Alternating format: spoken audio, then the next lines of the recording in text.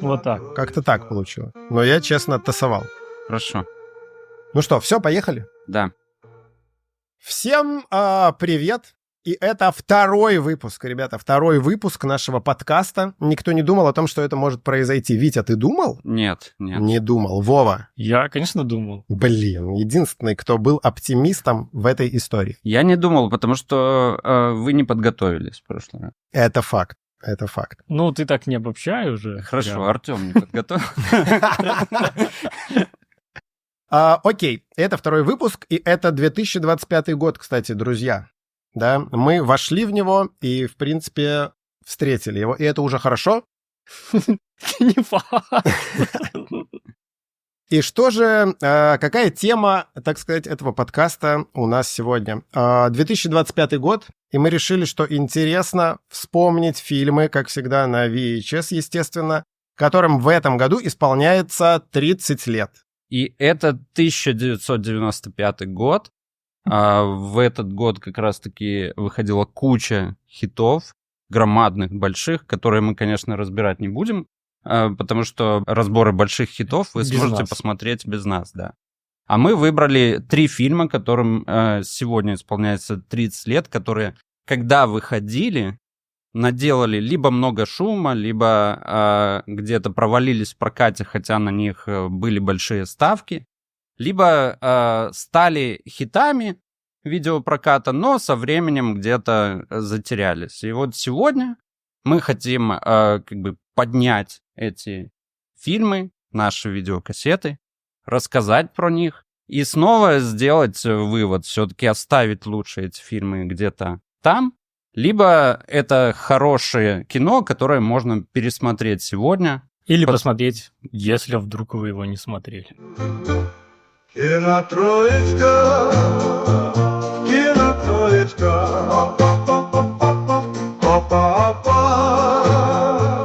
кинотроечка.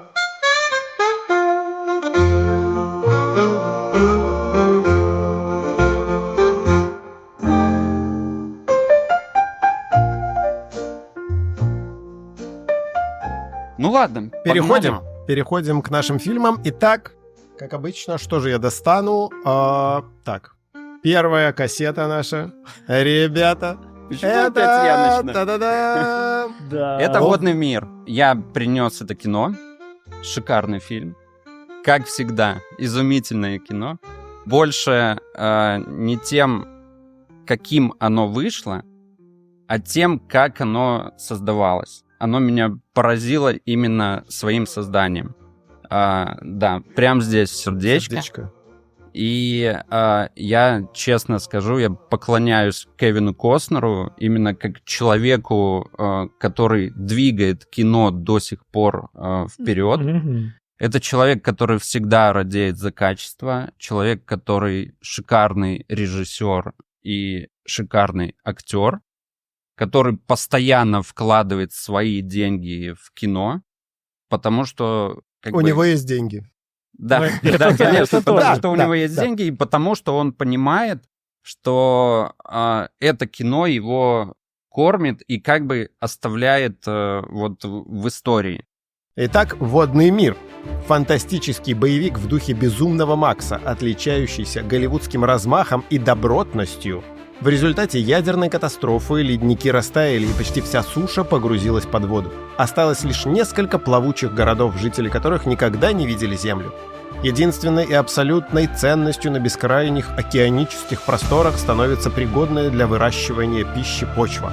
Герои Кевина Костнера в скобочках «Телохранители», «Робин Гуд», «Принц воров», «Танцы с волками», зарабатывающий на жизнь поисками Земли, узнает о том, что легенда о существовании некой загадочной суши вполне реальна.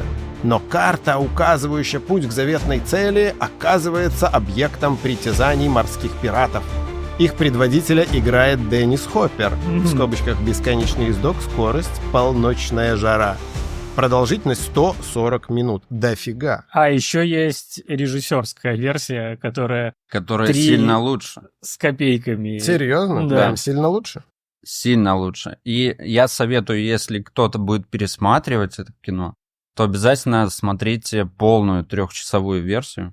В ней больше рассказывается про мир, В ней нет каких-то супер классных экшн-сцен, но там больше показывается быта прикольно. этого мира. И там, например, в том числе рассказывается, почему Кевин Костнер пьет воду из мочи, а не добывает ее из морской воды и так далее. И в этом есть, конечно, свой прикол. Но я хотел сказать, что в этом кино, конечно, оно сейчас не смотрится так вау, как смотрелось в детстве. Но именно в этом фильме, по моему личному мнению, самый крутой интродакшн в кино. То есть за минуту, вот я засекал прям, за минуту они рассказывают предысторию. Причем соединяя ее с главным логотипом студии, да, появляется... Так, ну давайте теперь для тупых. Появляется Universal Pictures. Так. Камера наезжает на планету, планета заливается водой. Вот так. Что-то я пропустил, да. что ли? Я что-то, наверное, там макароны варил. И в этот момент голос за кадром, причем это какой-то известный типа чувак в Америке, одним предложением рассказывает суть фильма. Эпично. Это просто офигеть. Самый классный интродакшн, как минимум, постапокалиптических фильмов, которые я видел. В Мэд Максе классный во втором, но вот это вообще просто офигеть. Так надо делать кино, так надо снимать кино. Будущее. Полярные льды растаяли и скрыли поверхность Земли под водой. Те, кто выжил, приспособились к новому миру. Водный мир.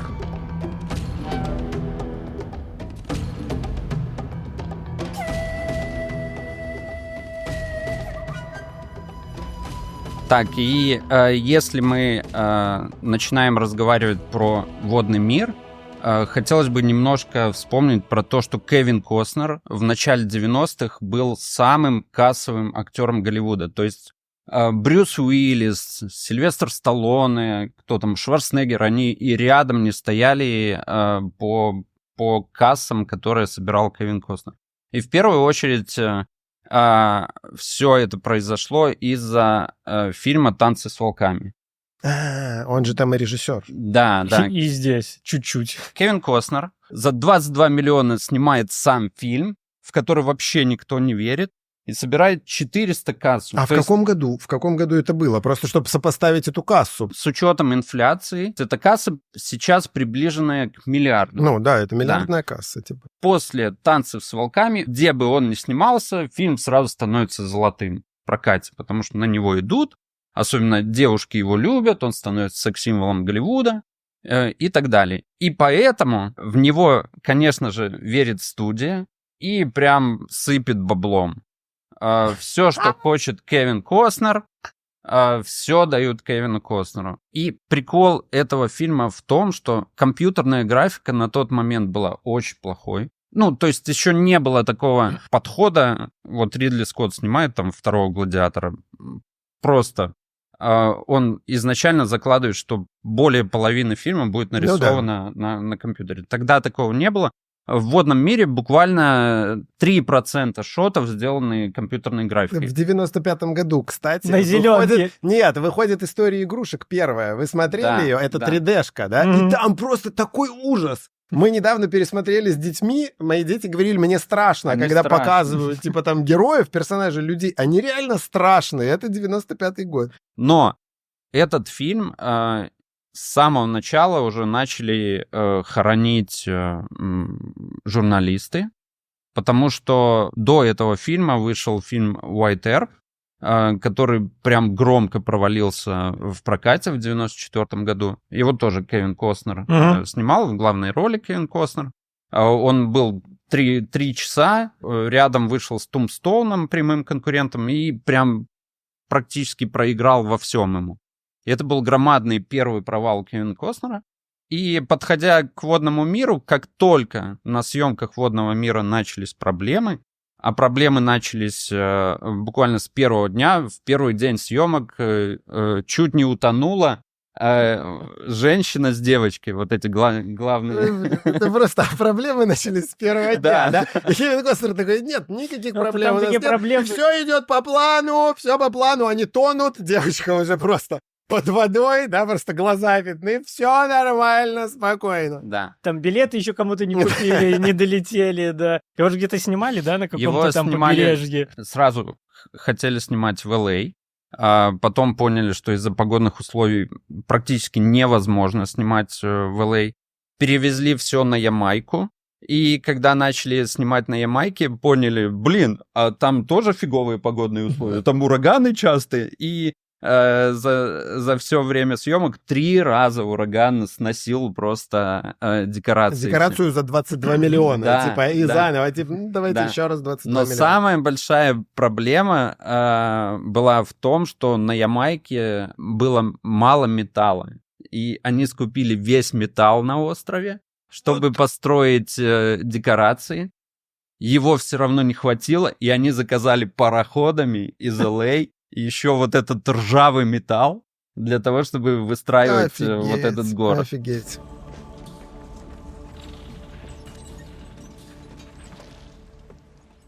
И они построили в натуральную величину этот плавучий город. Он там в радиусе был 250 метров, что-то такое. Построили, что люди там могли ходить, жить в этих декорациях. И снимали прямо на воде, прямо в нем. Но там есть тоже нюанс. Кевин Рейнольдс как раз-таки в интервью рассказывал, что перед тем, как снимать «Водный мир», он обратился к Стивену Спилбергу, который наелся с челюстями съемок на воде. И Спилберг ему сказал, ни в коем случае не снимай на открытой воде. Как только ты начнешь снимать на открытой воде, вашему фильму... А он такой... А там никто никого не слушал вообще, никто никого не слушал. Кевин Костнер не слушал никого просто. Это он, Женщина это он утонула, эту женщину за ноги... Женщина утонула. За Ну, ноги типа, эту женщину как вообще раз там и никто никого подтапливал. не слушал. И создали шедевр, да? Тяжело очень было снимать монтажно, чтобы всегда была одинаковая водная гладь. То есть море, оно всегда разное. Оно живенькое. Да, ну вы же были на море, там буквально за час постоянно меняется погода. Солнце, волны разные. А тебе нужно снять одну сцену. Это просто провалом попахивало постоянно. Это ад. Все усугубилось тем, что, естественно, Кевин Костнер большой актер. Кевин Костнер поселил себя дорогого на громадной вилле. Ой, это я тоже слышал, да. Всех в этой декорации за 22 миллиона. Да. Жил на вилле огромной, там повар. Которая была скоплением металла на Ямайке. Нигде не было металла, только вилла выстроена из металла. А вся остальная съемочная группа, а их было 3000 человек, 350 актеров, а спали на берегу. Остальное все люди, которые организовывали крабы, съемки, медперсонал, люди, которые на пароходах доставляли туалеты на воду, чтобы люди просто могли сходить в туалет, а не сходить в воду. Вот, и все хотя ходили и в воду, подождите. Тонуло поэтому. И все эти 3000 человек жили в бараках. Ну, понятно, как на Ямайке. Там типа шифер и сверху шифер. Я смотрел кино. Естественно, все эти недовольства нарастали с каждым днем. А съемки вместо запланированных 60 дней продлились 160 дней. Там уже зима пришла. Полгода. Зима плохая пришла погода. Полгода продлились съемки. Каждый день на одного Кевина Костнера, просто на жилье Кевина Костнера выходило 4,5 тысяч. Нет, каждый день его ненавидит 3000 человек просто, знаешь. И с каждым днем все больше. И 3000 его ненавидят, но $4000 уходит на его жилье. Там люди даже грим уже в конце не накладывали, потому что я видел съемки из бараков каскадеров. Ну, там просто 15 человек живут. 15 мужиков, 15 мужиков грязных живут в каком-то бараке, такие ржут, там курят, выпивают, и это ужасно смотрится. Плюс, естественно, было очень много всяких травм. Когда ты снимаешь на воде, а трюков в фильме очень много. Ну, он там летает по этому тримарану, катамарану вот такими на лебедках. Кевин Костнер, надо отдать ему должное, сам много выполнял трюков, и тоже один был очень сложный эпизод. Он залез наверх мачты. Там есть очень много просто классных кадров, есть просто красивых кадров. Там большой закат, и проплывает этот корабль. Он залез наверх мачты, а тогда дронов не было. Все вот эти верхние шоты снимали с вертолетов. Представьте, вертолетные, это все вертолетные. На тебя летит планы. вертолет, да? А там очень много. Вертолет подлетает к кораблю. Естественно, дует в этот в парус. корабль, да. И Кевин Костнер, его привязали к этой мачте. Корабль чуть не опрокидывается.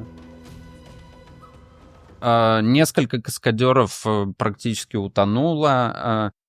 Конкретно дублер Кевина Костнера попал в больницу в коме, пролежал несколько дней.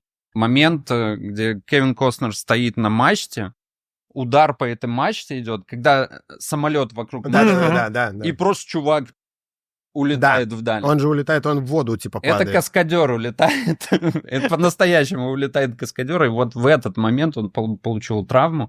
После этого трюка пролежал в коме.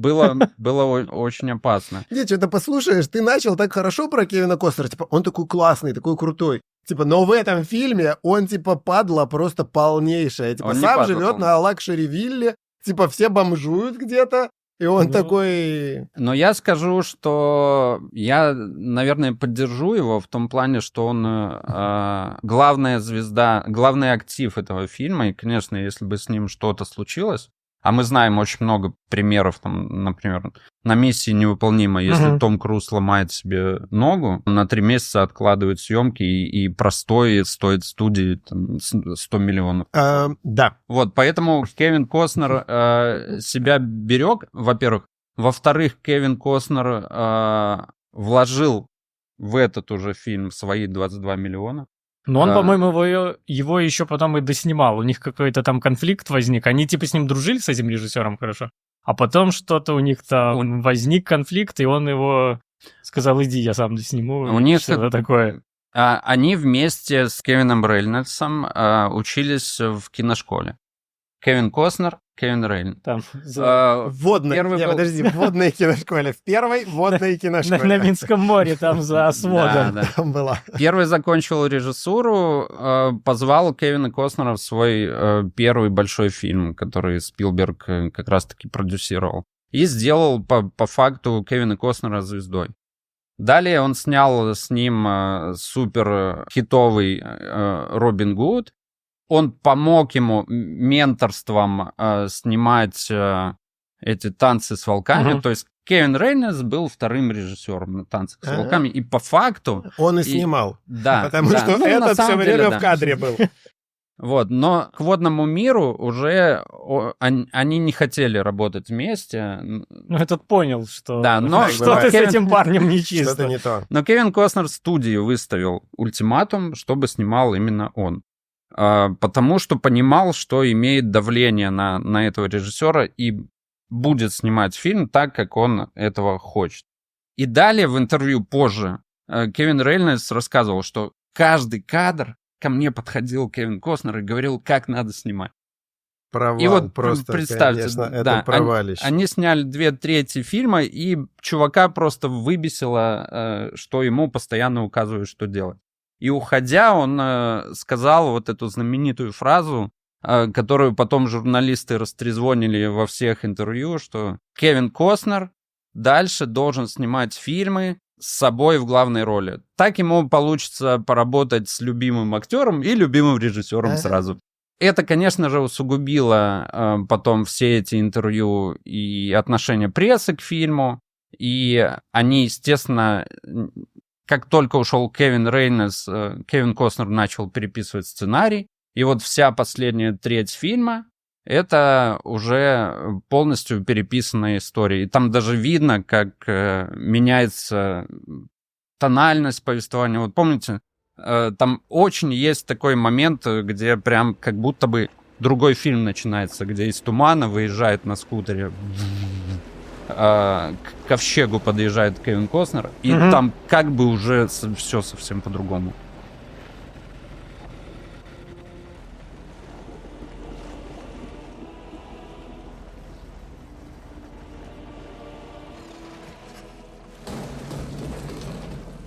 Я вообще не понял, ну ладно. Ну вот я тебе поэтому и рассказываю. Пояснили тебе. А вы поняли, к какой суше они в конце приплыли? Блин, какой? А там есть какая-то конкретная суша? Типа, я думал, это Новая Зеландия. Ну, визуально, да. Я это сказал, вот, это если- Новая Зеландия. Визуально это что-то тропическое. Вот, даже если бы вы скорее. смотрели режиссерскую версию, Там вы бы табличка поняли. есть. Да, потому что они находят на этой суше табличку с надписью «Эверест». Эту табличку оставили люди, впервые покорившие вершину Эвереста в 1953 году. Что это? Не знаю. Иероглифы вот это на ребенке. Это координаты Эвереста. Да, да. Мопсель. И особенно впечатление создавали подводные съемки. Да, там Детройт. На самом деле его снимали на миниатюрах. Черт, Твоя любимая, 1 к 16. Маленький Кевин Костнер. Да. Они построили вот этот район Детройта, положили прям подводную лодку на него, залили водой, сняли под водой Детройт, и потом вкомпозили уже Кевина Костнера с этой девушкой Люлькой, этой Бычьим пузырем. плывет вниз. Да. Это вообще тоже. У него, конечно, там приблуды, у него на его корабле чего только нет. Ну, да? конечно, это И бычий пузырь там у него есть. Слушай, о главном мы же не поговорили. Персонаж. Это же не человек. Вот. Амфибия. Вот Это что- мутант. Вот что мы, Это вот еще что и мы мутант. забыли. Он Это мутант. супергерой, да. Это человек-амфибия, так? С Да. жабрами за ушами, что интересно. И это значит, Что удобно. он не может быть один. И там интересно, вот этот ученый, ну, как назовем его ученый, да, который улетел там. Да, стрёмный чувак. Да, Да. он там прямо им восхищается, говорит, это ихтия сапиенс. Конечно, это супер человек в их мире. Но они должны остаться только они, правильно? В их Конечно. мире. Ну, По сути дела, все остальные должны там Да. трошечки Но так есть исчезать. прикольный фан-факт с этой темой.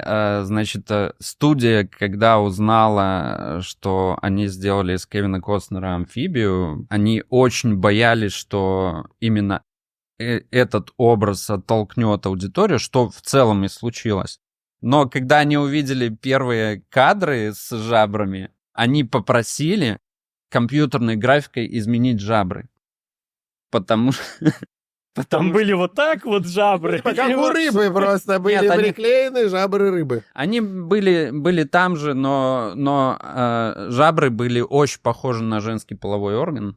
Вот. И именно там они вбухали бабла, чтобы видоизменить ему с Так, помощью может быть, не компьютерной надо было графики. изменять, и это был бы залог успеха фильма? Не знаю, возможно. Вметай его туда. Слушай, я бы еще добавил бы одну сцену, которая меня очень впечатлила. Давай. На этом танкере такой дедушка, который уровень нефти проверял.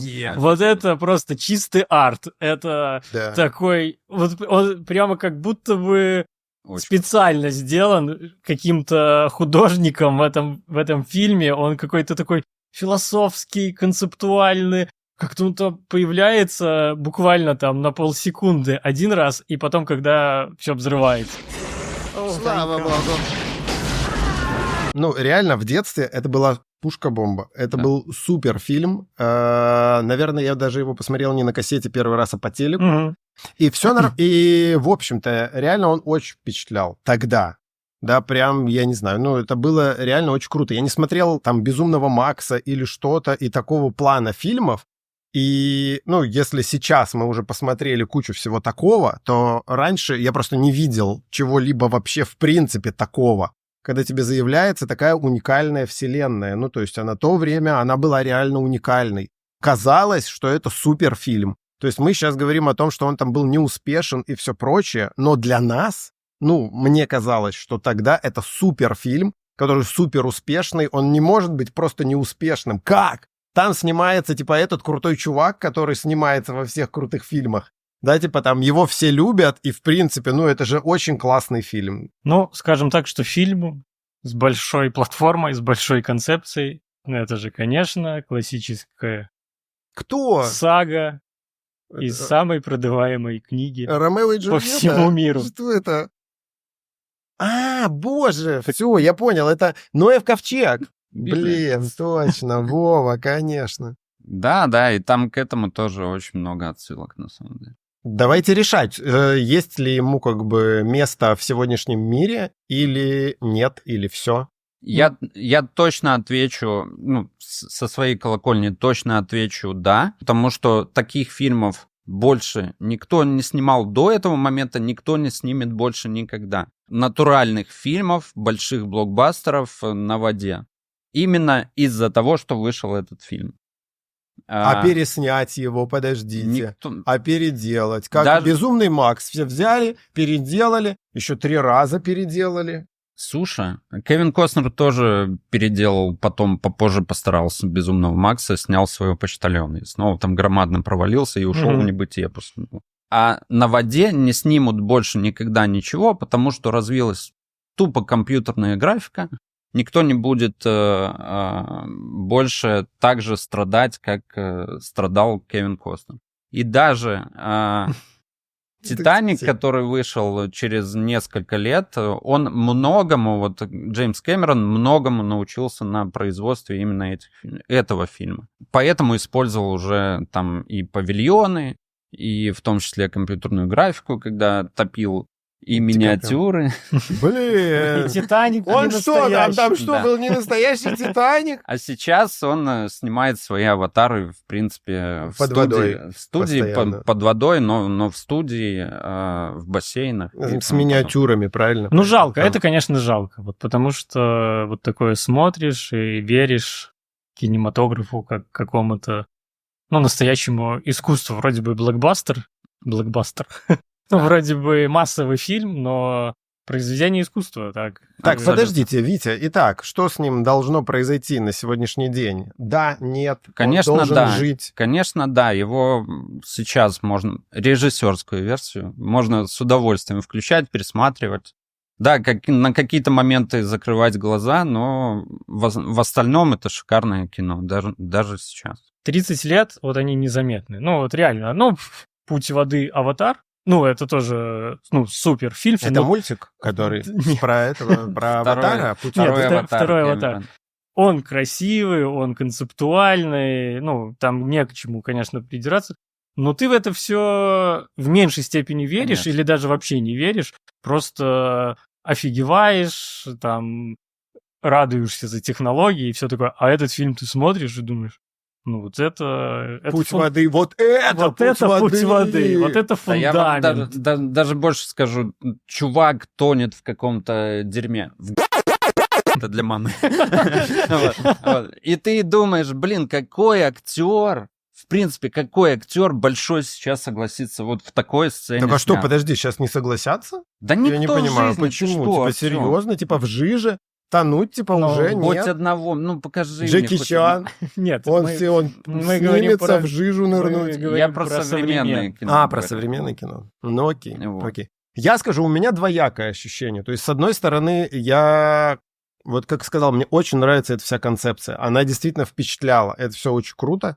Да, и мне кажется, вот концепция, ну, как бы, должна жить и продолжать жить. И я не знаю, мне кажется, вообще его стоит переснимать. Там, ну, типа, в новом каком-то видении «Водный мир». Потому что понятный конфликт, он очень простой, но как бы, но интересный. И за этим классно наблюдать. Кто может сыграть Кевина Костнера, понятия не имею, но он может сам снова сниматься, Ну, как бы... Никто не думал, что Том Харди может сыграть Мела Гибсона в «Безумном Максе». Да, но вот как бы концепт, да, фильм сейчас для меня выглядел немножко староватым, немножко устаревшим все-таки в каких-то местах. наверное, особенно в этой финальной битве на корабле, где он один побеждает всех. А вот это как раз-таки часть, которую снимал и написал Кевин Костнер.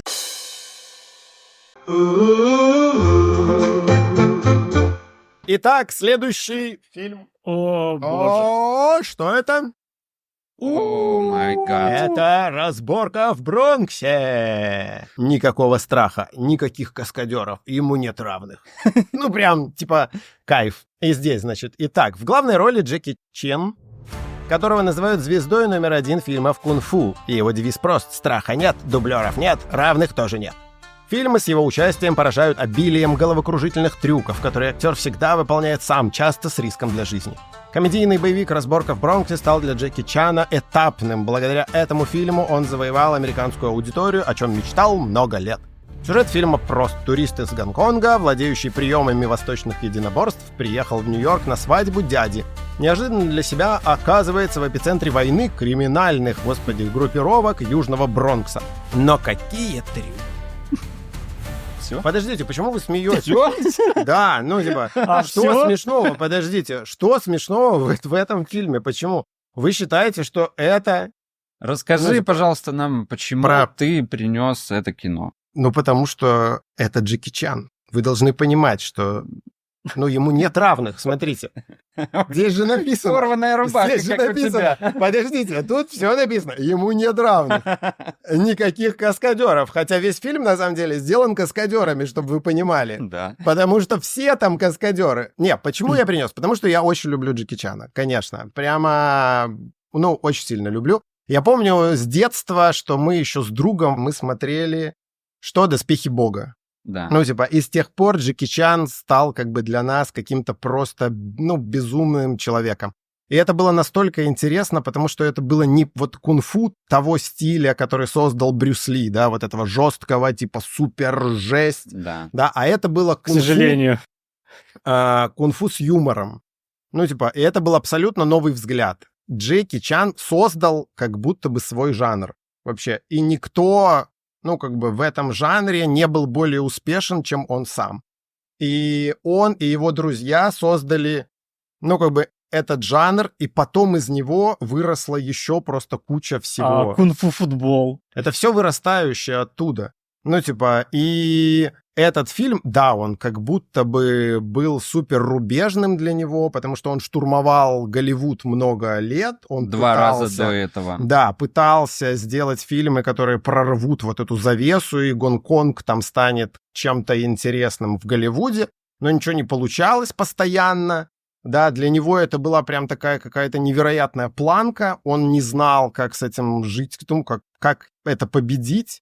Да, и очень много прикольных фактов связано именно с тем, как побеждали эту историю. То есть есть же гонконгская версия, есть американская версия этого фильма. Японская. Да, есть там с разной музыкой она. Джеки Чан в гонконгской поет сам, это угарно. О, да. Он же еще и поет. Да. Да-да-да. Я смотрел какие-то фильмы, где он поет. Да, то есть это все очень круто, и там изменилась музыка. Для Америки музыку переписывал специальный композитор, который понимает, как должна быть устроена музыка в Америке. Да, весь этот флёр с тем, что хотели снимать в Нью-Йорке, было дорого, снимали в Канаде. И Джеки Чан такой честный чувак, он говорит, ну давайте назовем, типа, разборка где там, в Ванкувере. Да, ему говорят продюсеры, ну типа, нет, чувак, так не будет продаваться. Он так почему не будет? Ну это же разборка, какая разница где, вообще не важно. Даже не столько хочется говорить про этот фильм, потому что это типичный фильм, в принципе, Джеки Чана. Здесь ничего не происходит прорывного с точки зрения сюжета, да, с точки зрения каких-то, не знаю, сцен, каскадерских решений. Это... Почему? Потому что они писали сценарии не как сценарии. Они подходили к сценариям как к сценам драк. Да, они отталкивались полностью от трюков всегда. Что самое прикольное, вот Чад Стахельский, который Джона Уика запустил франшизу, он перенял вот этот подход, и своих Джонов Уиков он также создает. И балерину в том числе. Он карточками сразу прокладывает трюки с нарастанием. Ну, то есть начиная от меньшего к большему, где бы они могли происходить.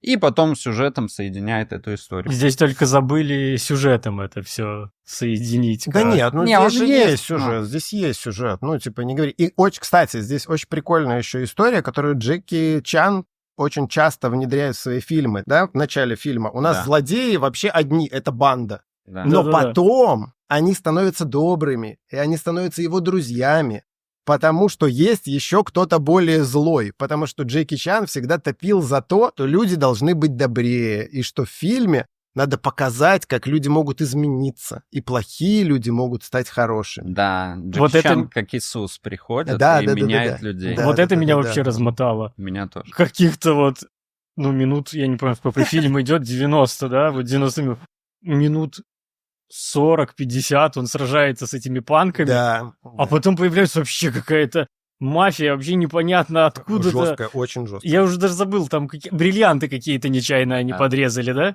Вот, и какая-то какая-то мафия, и все начинают сражаться с этой мафией. Абсолютно, абсолютно глупый сценарий прописанный, но я вот здесь Артема поддержу, как только Джеки Чан начинает драку, он просто крадет все эти сцены. Это, ну, настолько он в этом фильме в форме своей находится, что Ему ты... в фильме 40 лет. Ну, 41, да. Что ты просто смотришь на него и восхищаешься. И вот именно поэтому я расстроился, когда вспомнил, что вся вот последняя треть этого фильма, она как бы без драк. Там едет вездеход 40 минут. Да, очень долго он едет. Едет и едет, Очень долго едет и... Там едет вездеход, там гонки на тачках с каким-то мечом, там разрушения. Вот такие типично голливудская история, которая этому фильму не очень идет на пользу. Я понимаю, что Джеки Чан к тому моменту уже сломал ногу, и он просто, я думаю, из-за этого там убрали какие-то драки. Но вот первые 2/3 фильма, как только он начинает какие-то бойцовые сцены, блин, все, просто я не могу оторваться. Настолько это шикарно. У него всегда вообще была своя команда каскадеров, своя команда, с которой он дерется. Да. Всегда.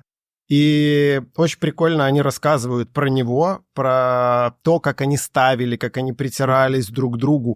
Это часть ребят, которые там, не знаю, 10 лет до этого снимались постоянно друг с другом, и они знают ритм друг друга. Они говорят, там, Джеки любит единичный ритм или там полутора ритм. То есть они прямо знают, в каком ритме должны они двигаться. И вот они, грубо говоря, внутри себя как будто бы считают всегда для того, чтобы все сходилось, потому что это реально сложно. Именно из-за этого съемки затянулись этого фильма, потому что, например, Холодильник не Нет, открывался. там были там было много Да, американцев. массовка Там американская было не была. его, как бы, там было много людей не из его команды. Какую-то сцену драки, по-моему, там ставили очень долго. 20 Джеки дней. ставил, 20 дней они ставили какую-то сцену драки, потому что это были люди, которые не понимали, не знали.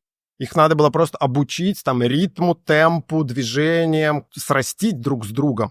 Поэтому там и куча была каких-то травм на площадке, которые все пополучали, каскадеры поломались, потому что это была вообще, ну, как бы не его команда, да, не те, кто работают и понимают друг друга вот так. Но Ну, он как бы. еще и ловелас в этом фильме. Да. Он там Да, вымучивает, он вымучивает с одной, там потом с одной, с другой. потом на другую переходит. Но вот это неожиданно Да, для меня да, было, вообще, если там честно. вообще много неожиданных ходов. Так же, как и с бандами. Он сначала с одной сражается, потом левел подымает себе, так и с этими дамочками. Но в этом фильме есть сцена, которую я вот как пересматривал, вспомнил, что она мне прям детскую травму нанесла. Это вот сцена Больно. на длинной улице, где его зажимают Мгм. к стене, там лежит, и его бутылками этими разбивают. И мне сейчас было интересно с точки зрения режиссуры и подхода, как они снимали эту сцену. И я посмотрел, разобрался. Во-первых, начальная сцена по режиссуре — это омаж на известный мюзикл американский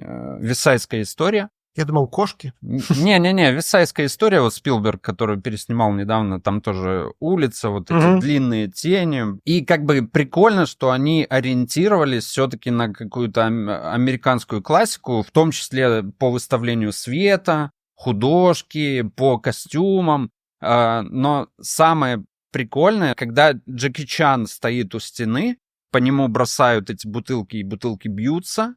Бутылки сделаны, ну, понятно, из сахарного стекла, которые как бы ему... Каскадерские, да, каскадерские, не наносят урона.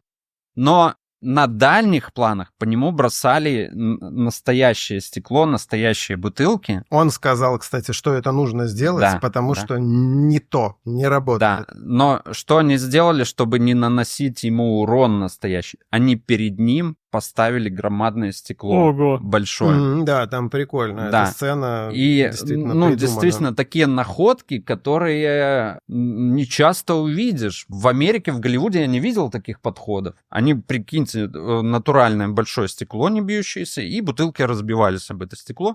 Но визуально, когда ты камерой стреляешь по Джеки Чану, кажется, что это стекло... бутылки летят в него. Да, и разбивается о него или возле него.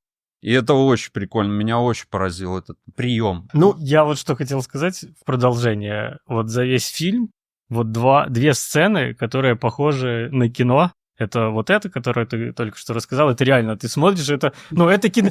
Это кино. Ну, вот, это не какой-то клип, где Джеки Чан сражается. Это вот такой, ну, классный киношный кадр, там, Да, свет. да. И вторая, которая у меня также произвела такое впечатление, это где на мотоциклах они по машинам едут. Да.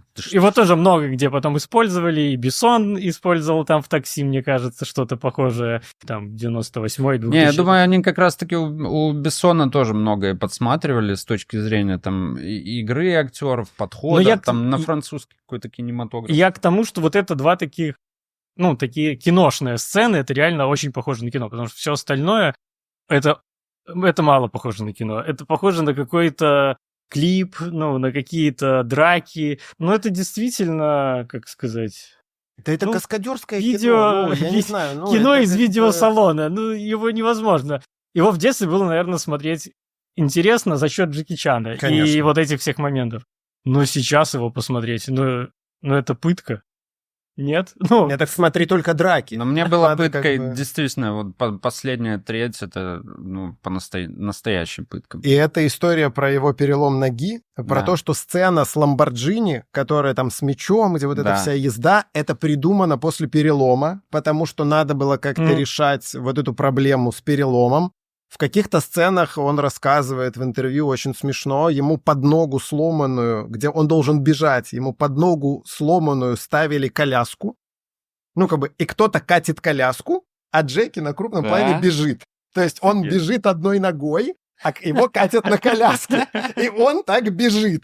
Типа, и поэтому, ну, то есть, да, так и есть. То есть Ну, это очень круто, много ну. штук было придумано на ходу. Где-то его трюки за него в сценах выполняет режиссер, потому что он тоже каскадер. Ну, то Это есть, вообще это крутая штука. Перед каждым трюком режиссер, у него традиция такая. выполняет. Он идет и выполняет этот трюк, потом возвращается и говорит Джеки, можно. Что, блин? Чувак, режиссер, главный чувак на проекте, главный, блин, идет и выполняет трюк, там прыгает в крыше на балкон, как в Борне. Потом в Борне повторили это. Что? Они реально, ну вот я говорю, это просто какой-то придуманный жанр. Ну, типа, и интересно, что Джеки Чан вот в этих своих персонажах, он очень много говорит о том, что он увлекался Чарли Чаплином.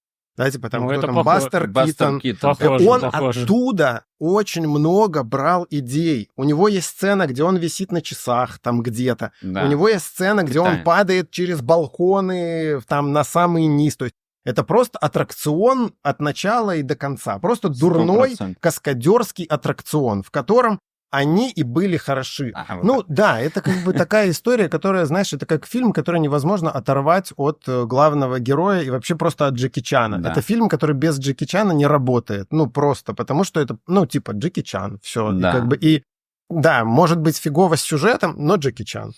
Но я офигел, что он ногу сломал просто на ровном месте. Я тоже, когда смотрел С крыши. фильм и знал, что там он сломает ногу, я такой, чё? Здесь? Ты да- серьезно? да в жизни. Ну, да там гораздо круче, ты падал, и там творилось все. Прикольно, он всегда рассказывает про трюки, и он говорил, фишка в фильме, когда он делает трюки, что они их смакуют. Они никогда не снимают его просто, знаешь, как вот так, ну, типа, пел и дальше погнали. Да. Они его смакуют. Много камер с разных сторон. Да. Его показывают. Трюк могут повторить 2 или 3 раза в фильмах Джеки Чана. Просто для того, чтобы мы как бы поняли, что это был супер крутой трюк. Но здесь Типа такого с разных нет, потому- ракурсов. Ну, по крайней мере, нет в американской Не, версии. нету, я нету, американскую смотрел. Вот у Джеки Чана, да, всегда было. Да, Они у там него это прям прям коронка, повторяли, да, чтобы да. смакануть. А здесь не было такого. Но я всегда поражался вот этому моменту, про который сам Джеки Чан рассказывает часто. Он говорит, у меня настоящий экшен. Знаете почему? Потому что в любом голливудском кино вы, когда снимаете драку, есть удар, и склейка монтажная идет перед ударом. Мгм. А у Джеки Чана в фильмах всегда склейка монтажная идет после удара. То есть либо после прыжка каскадерского. То есть, понимаете, да? Мгм. Тем самым он показывает, что все трюки, все Доделано удары как бы, да? да, Доведены. доведены до конца. То есть это натуральная, каскадерская, настоящая история. А все, что там делается в Америке, тем же Сталлоне, это все фальшь.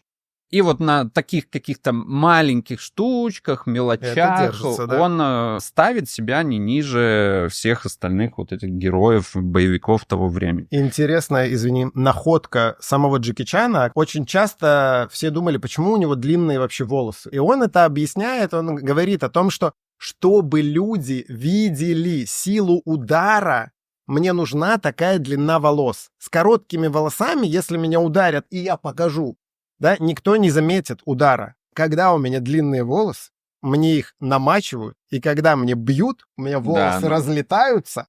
И он учил своих каскадеров делать именно то, что не удар должен быть сильный, а реакция. То есть ударить можно как угодно, но реакцию ты должен выдать, что удар суперсильный. Мгм. И на этом тоже строилось как бы его обучение каскадеров в постановке драк. Они придумывали вот это все посыпать, как это? Пеплом. Ну, пеплом, да. Свои фильмы после выхода в прокат. Причем, если вот эту первую сцену самую пересмотреть еще раз, где он на деревянном Мгм. тренажере тренируется, и там вот есть вот эта фишка, когда он бьет по верхней части, из нее пыль такая большая разлетается. Это все про это. Они, причем, камеру так выставляют, чтобы эта пыль была на фоне солнца, и оно так вкусно, просто офигеть. Прям зрачок расширяется от того, насколько круто это выглядит. То есть они реально мастера были вот таких микрофишечек, которые складывались в очень крутые драки. Смаковали вот эту штуку. И, потому что в Гонконге же очень большая история вот этих всех Да, фильмов. да. И Джеки Чан уже приехав снимать разборку в Бронксе, он уже был профессионал в этих.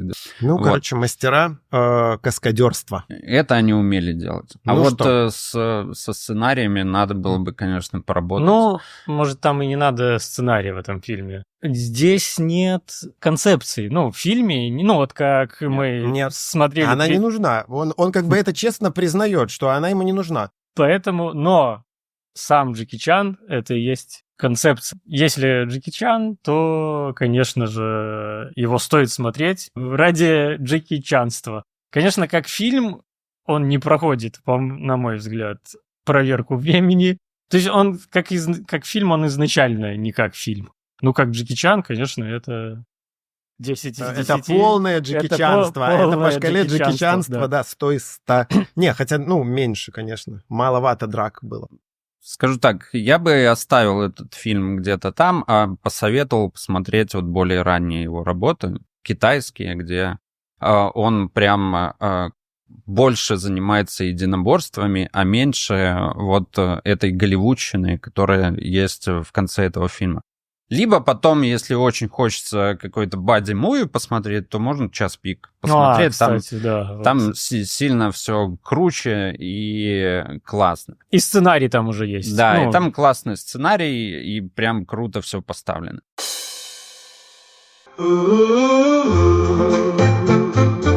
Итак, третье кино, О! которое мы нашли. И это... Джонни Джонни Ну, Мнемоник. согласитесь, классная, да, кассета? Офигенно. Я когда Крутая? увидел эту Крутая обложку, кассета? влюбился. Крутая? Да. Ну что, читаем. Итак, в насквозь кибернетизированном будущем самый ценный товар — информация, доставляемая курьерами в самом надежном месте. Нет, в их собственном мозгу. Для того, чтобы преуспеть в этом бизнесе, Джонни, Киану Ривз, скорость, стер воспоминания детства и расширил память с помощью сверхсовременных компьютерных приспособлений. Но и этого оказалось мало для информации, которую он взялся доставить. Если ее вовремя не сгрузить, то Джонни погибнет. Ставки велики, и информацию из головы можно с головой, но без Джонни желает заполучить вездесущая японская мафия, подключающая к столь тонкому делу проповедника.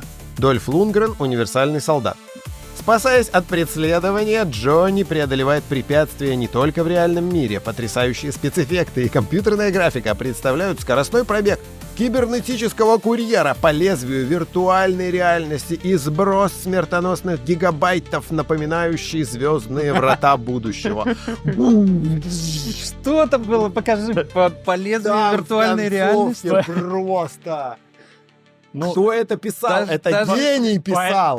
лезвию Это виртуальной просто. реальности. Это такой мостик в бегущего по лезвию. Да. Бегущий по лезвию, Ридли Скотт. Это вам не искусственным интеллектом написано, да? А чувствуешь прямо на... Ах! Я вот хочу про этот фильм поговорить не с точки зрения, как он снят, там, какие там спецэффекты, потому что это в этом фильме важно, конечно, безусловно, но не так важно, как, например, в водном мире, про который мы говорили. Давайте поговорим с точки зрения вообще всей концепции, потому что мы смотрим на фильм через эпоху времени, и опять-таки вот этот фильм, он повествует нам про 2021 год, про наше настоящее, и автор сценария здесь Гибсон, всем известный Родоначальник киберпанка. киберпанк, ну и это известный фантаст. Мел Все Гибсон. начиналось именно с вот этого Рассказа Джонни Мнемоника. там на 20 страниц Джонни Мнемоник, который, и лег в основу всего этого фильма. Да. И интересно посмотреть, что в этом фильме предсказалось и что в этом фильме действительно появилось сейчас. И... Самое интересное, что здесь мнемонику Джонни в мозг вставляют чип. И буквально самое последнее, да, там событие, мы знаем, что Маск вставил чип человеку и тем самым помог ему там совершать какие-то действия. Без слова «в мозг» звучит специфично, Вова. Просто как бы Маск вставил чип человеку. Есть сцена в этом фильме для того, чтобы систему как бы обмануть. Этот чип, который вставлен в мозг мнемонику, он выдается за чип, который помогает устранить дислексию. Система, в которой они живут, цифровая, считывает его как чип, который медицинский, что через 30 лет стало настоящей реальностью. Когда Гибсон писал сценарий, интернета тогда еще не было, такого очень он большого. был. Он только начинался. И что самое интересное, Гибсон не был фанатом этого интернета, он им даже не пользовался. Он как игра. Фильм же начинается с того, что они показывают интернет-сеть изнутри. Да. И он выглядит как игра там из 90-х, условно.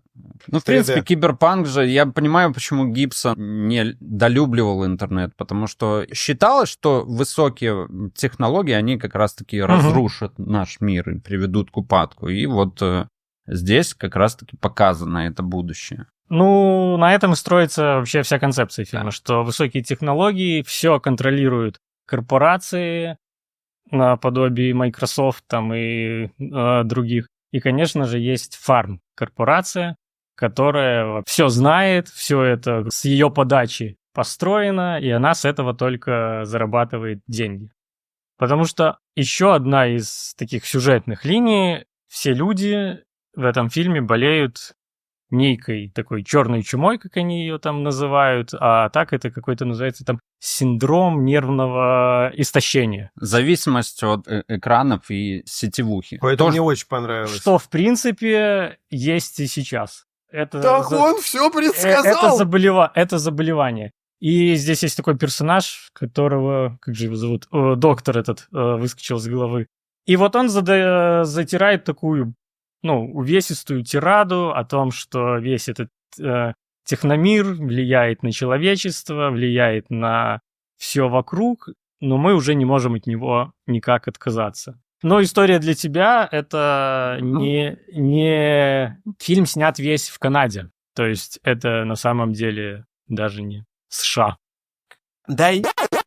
А что они ничего не снимают в парке? Наверное, было дешевле, правильно? конечно, и там там дешевле. сцены в Пекине, которые в отеле Пекин сняты тоже, естественно. В Пекине. Нет, в Канаде. Почему этот фильм — это авторское кино?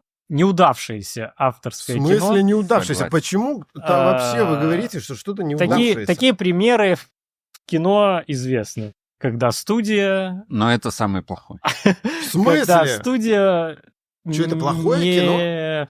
сталкивается в общем порыве с автором, и кино получается, примерно таким. Но тут, на самом деле, не такая уже классическая история, потому что изначально вот режиссер Роберт Лонг — это художник, музыкант, скульптор. До сих пор он такой признанный художник.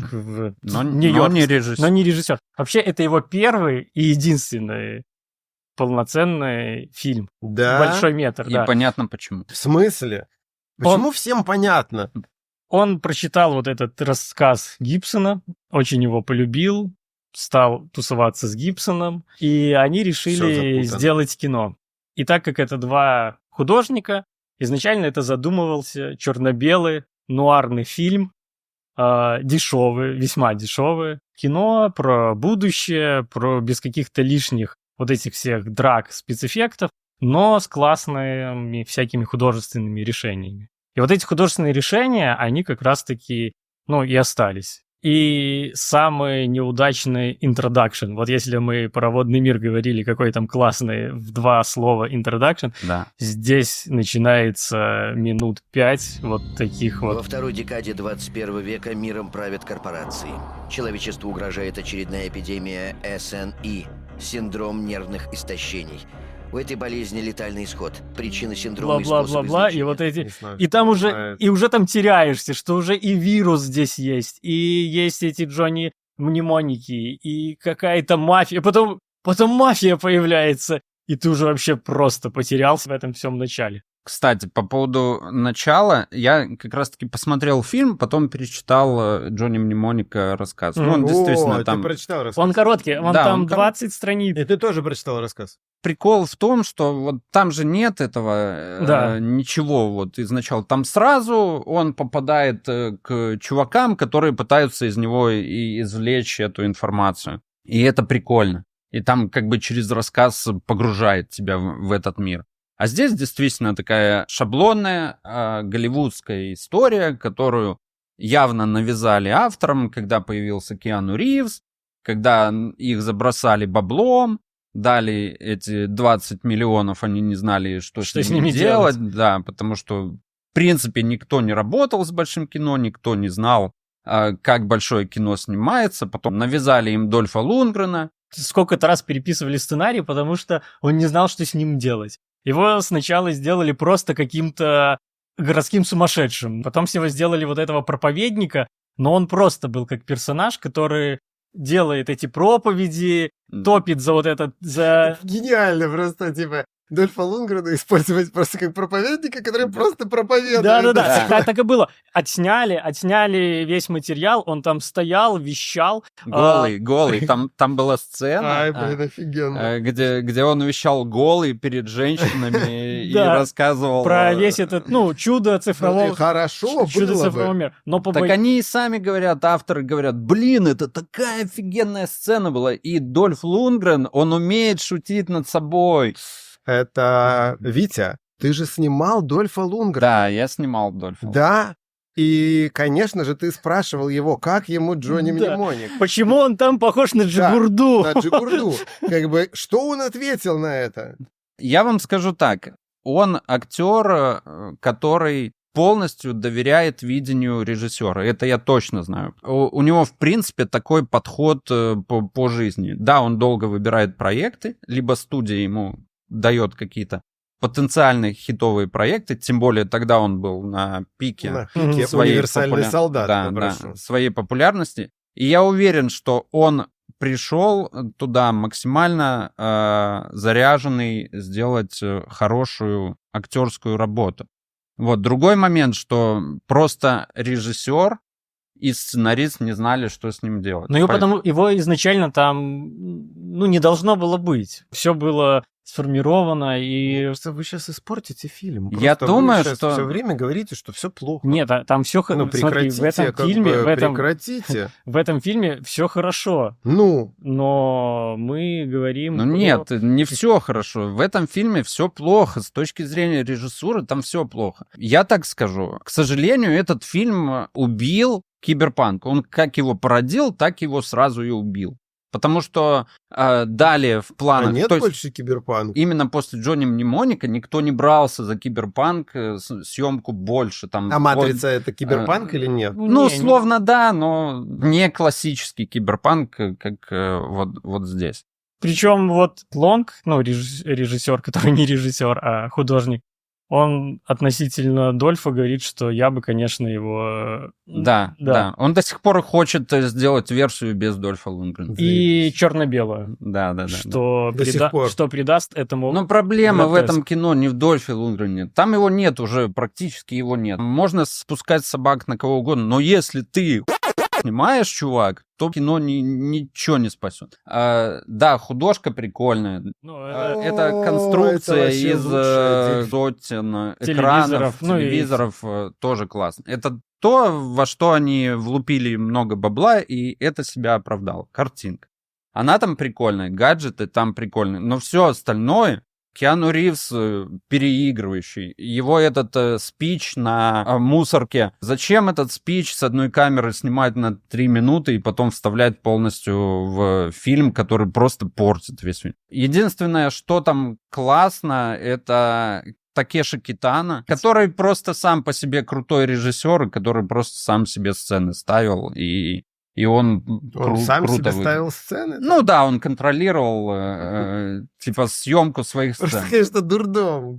Ну это круто, и это видно, что, блин, классно. Такеши Китано такой мрачный, клевый якудза получился. И Кайф. в азиатской, в частности, в японской версии этот фильм там на сколько-то минут 15 длиннее, потому что он там больше раскрыт, как вот в стандартной версии, где он по телефону решает какие-то дела, подключает вот этого проповедника Да. зачем-то. Но, кстати, насчет про монтаж. Ведь финальную версию режиссер не монтировал, поэтому, возможно, там были сняты как бы кадры. Я думаю, просто не было, и собирали из того, что было. Ну, то есть проблема была, понятно, на съемочной площадке заложена изначально, потому что как бы мы ни относились к студиям, к продюсерам, все-таки это люди, которые знают свое дело, и в основном, когда такие фильмы спасают, они стараются максимально выжать из материала, который отснят. Но здесь не получилось это сделать, на мой взгляд. И на взгляд людей, которые даже в те годы смотрели это кино, оно было провальным. Потому что славу этот фильм получил уже после выхода «Матрицы», когда все... начали Киану Ривзом больше интересоваться и возвращаться к его вот ранним работам. Я скажу непопулярное мнение. Мне этот фильм очень нравится. Мне он нравился в детстве. Ну, очень сильно, потому что, ну, тут есть как бы, да, именно вот эта фантастика, есть заложенный в этом глубокий смысл. Это все круто. А сейчас, когда я пересматривал, мне кажется, эта топорность, которая в съемке есть, она не портит его, а делает его как будто более, ну что ли, не знаю, это такой, знаешь, как театр кукол, в котором идея как будто бы становится еще ярче. И вот эти все штуки, которые работают на идею, я запоминаю их больше, чем вот этот весь ширпотреб. Драка там кривая. Да вообще хрен на нее. То есть я даже не смотрю эту драку, потому что ты такой, ой, понятно, будет, ну, как бы шляпа. Там есть, я вспомнил, супер классный момент, когда они едут на тачке, просто сбивают. Да, вот это Иисуса. Проповедника этого супер мощного, причем это их первая встреча с ним.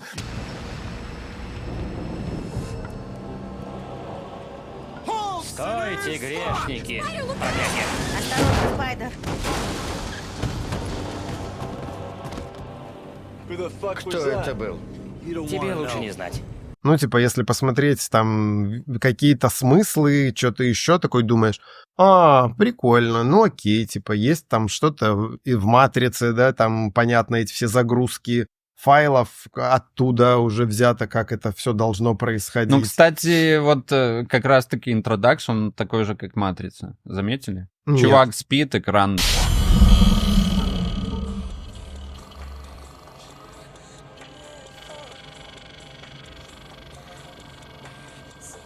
Гениальная, ну как гениальная, условно гениальная тема, что там же есть еще искусственный интеллект в образе вот этой женщины, которая вообще возглавляла эту корпорацию, Farm Corporation.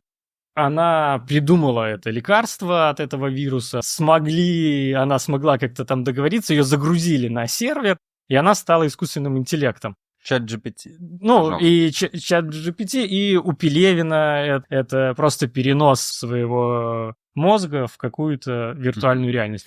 И она оказывается матерью Джонни Мнемоника. И поэтому, если вот так как-то здесь начать копать, Джонни Мнемонику, не было нужды становиться вот этим вот контрабандистом, потому что детство-то у него счастливое. У него мама возглавляла корпорацию. Как раз-таки это такой твист, что мама изначально знала, что так произойдет с этим лекарством.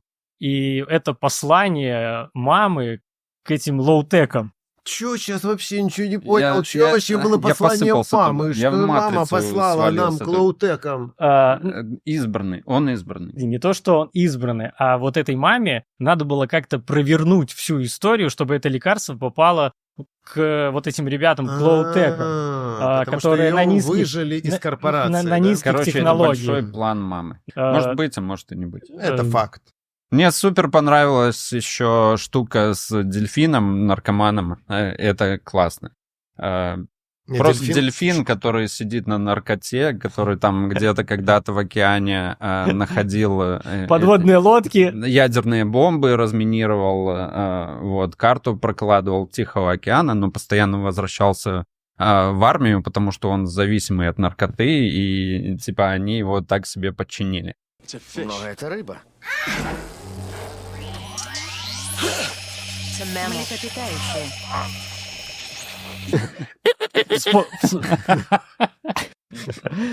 Блин, режиссер был хороший. Я не понимаю, почему. Плохой. Хороший, наверное, с точки зрения мысли. Он знал, что он хотел. Но он не виноват был, что ему дали кучу бабла. Плохой с точки зрения материала. Но у него не было опыта. Но это художник. Если его разбирать вот так по сценам, по кадрам, но там есть действительно такие вот, я бы назвал, полотна современного искусства. Наверное, не знаю. Может, ты там увидел полотна современного искусства. Я не увидел. Особенно плохо смотрятся вот эти всякие погружения в «Матрицу». Хотя, год уже нормальный у этого фильма. Да? То есть это не...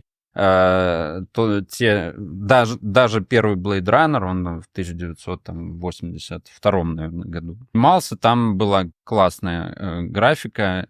классные кадры на миниатюрах сделаны. О, Здесь обожаю показывают кадры на город, и выглядит он плохо. Ну, откровенно плохо. Ну. Вот эти общие кадры. Да, вот здесь видно зеленок на финальном кадре, где они смотрят на, как взрывается эта корпорация. Да, Нет, да. корпорация. Что тоже странно, почему она взорвалась. да? Непонятно. Непонятно, что-то Просто все там взорвалась. через мозг пошло, все это стало взрываться. Надо было больше экшена, Дельфин, больше. мне кажется, Еще взорвал. куда-нибудь миллион Дельфин. надо было вложить.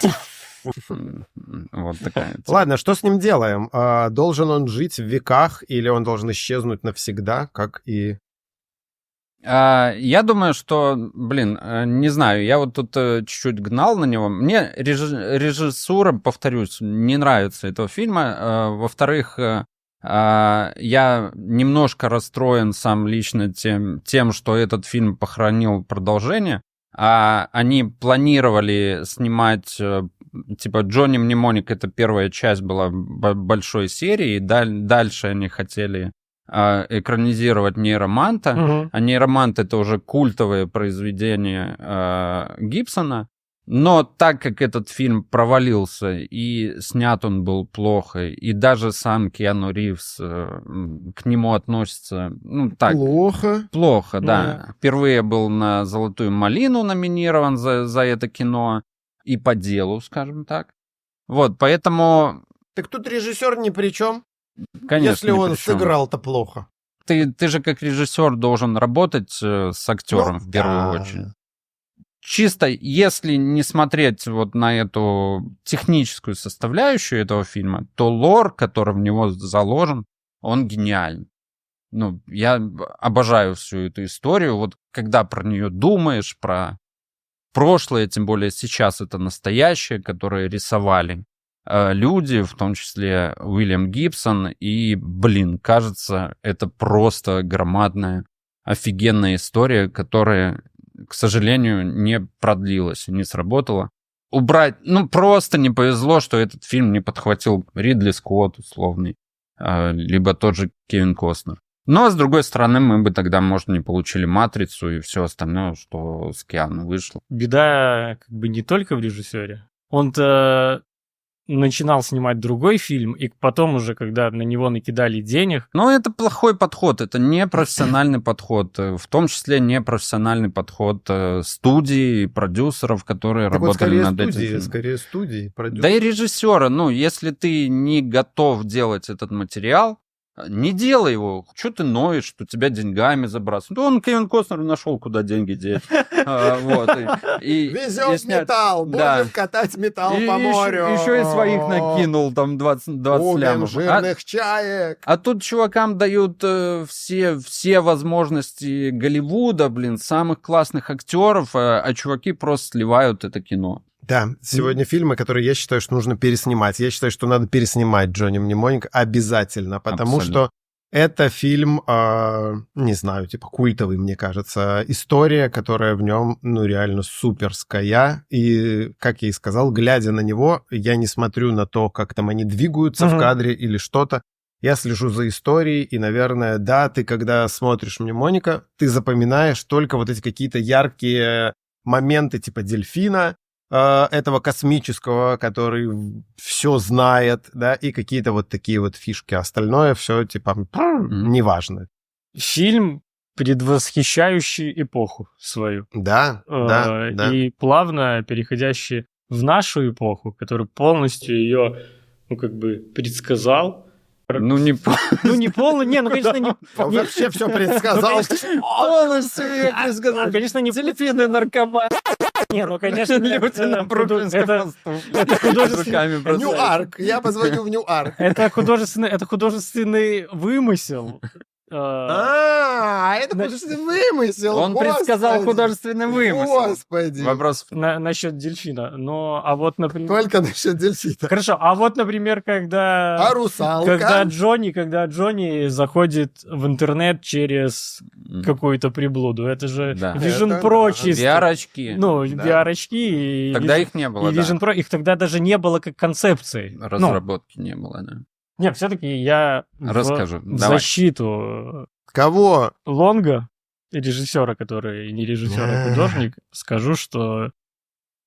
попытка сделать авторское видение, сделать авторское кино, пусть оно и не получилось, наверное, за счет... Вообще не помню. Да из-за Лунгрена, на самом деле, За всё там счет... Которого нет в кино почти. Так. Он реально все портил. Но можно отдать дань памяти человеку, который постарался Которому? это сделать. Куда? Там все померли уже, что Да ли? нет, ну почему? Так, а почему ты говоришь дань памяти отдать? Вам нужно кого-то отправить на небеса? Или что? Короче, фильм этот прошел, как по мне, испытание времени. Его точно надо посмотреть, опять-таки, для того, чтобы понимать, как люди тогда думали, Жили. как тонко чувствовали, как представляли себе будущее, в котором мы сейчас живем.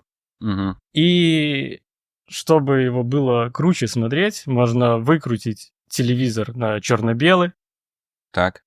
если вообще не полениться, вырезать, как завещал нам А, Лонг. это рецепт. Рецепт, как Вы- смотреть его этот смотрите? фильм. Дольфа Лундгрена вырезать? Вырезать Дольфа и насладиться картинкой. Так давай сделаем. Я тебе предлагаю. Мы можем отдельно взять Джонни Мнемоника и перемонтировать 40-минутную версию авторскую без... Это, мне кажется, О, то, что мы должны сделать прямо сейчас. Это... Дайте нам компьютер, и мы перемонтируем. Да. И тогда люди насладятся Звони этим кино. Лунгрену, И звони я в Лунгрену, том ты же числе. его друг.